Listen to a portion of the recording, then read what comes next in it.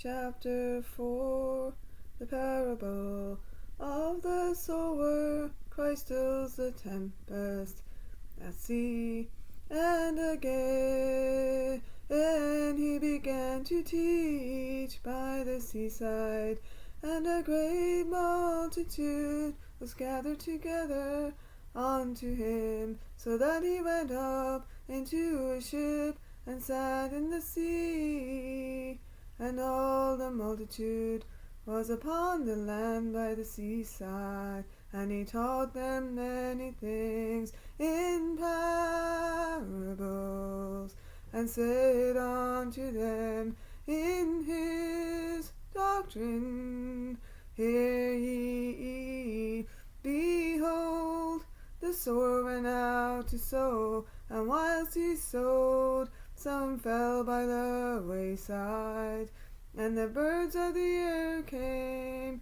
and ate it up, and some other fell upon stony ground, where it had not much earth, and it shut up immediately, because it had no depth of earth. And when the sun was risen, it was scorched, and because it had no root, it withered away. And some fell among thorns, and the thorns grew up and choked it, and it yielded no fruit.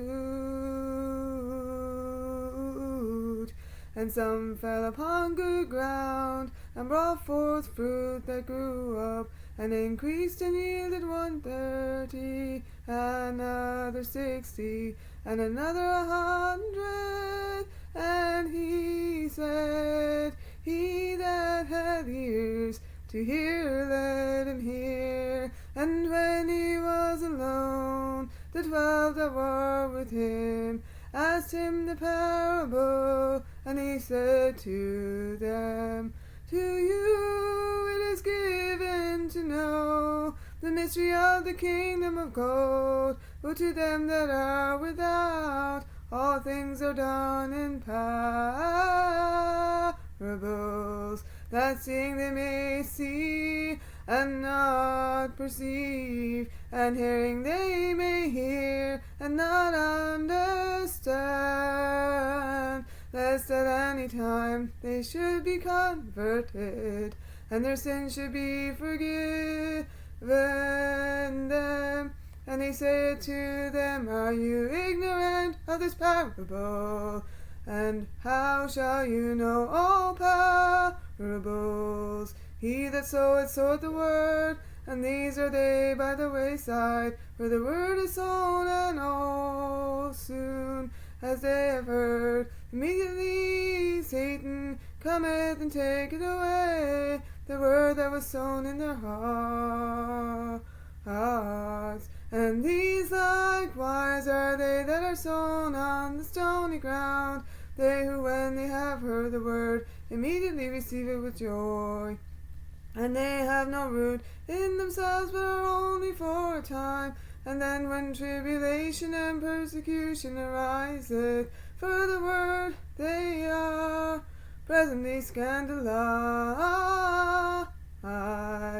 And others there are who are sown among thorns. These are they that hear the word, and the cares of the world, and the deceitfulness of riches, and the lust after other things, entering in, choke the word, and it is made fruitless.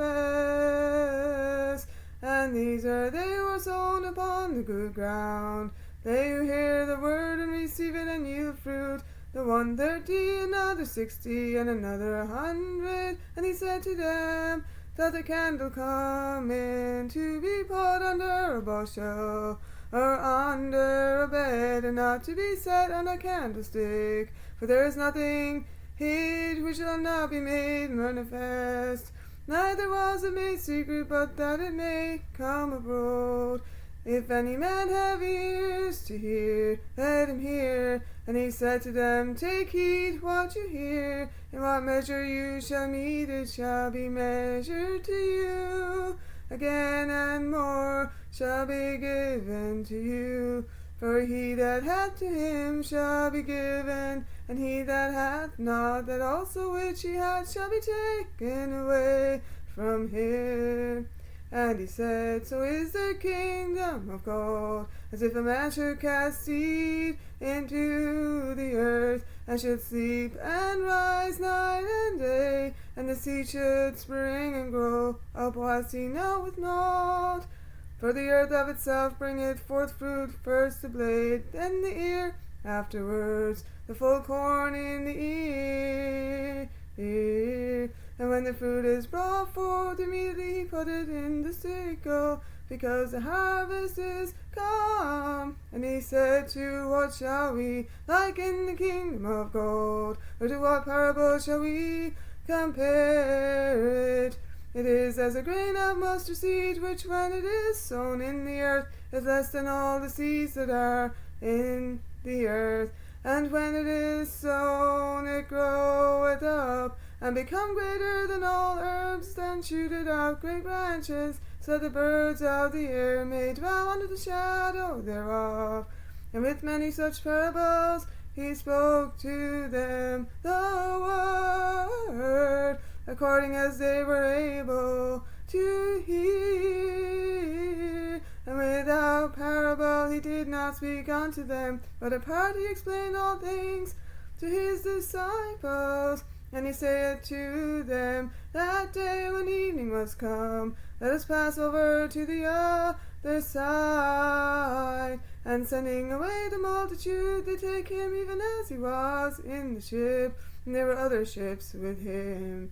And there arose a great storm of wind, and the waves beat the ship, so that the ship was filled. And he was in the hinder part of the ship, sleeping upon a pillow. And they awake him, and say to him, Master, doth it not concern thee that we perish? And rising up he rebuked the wind, and said to the sea, Peace, be still. And the wind ceased, and there was made a great calm. And he said to them, Why are you fearful? Have you not faith yet? And they feared exceedingly, and they said one to another, Who is this, thinkest thou, that both wind and sea obey?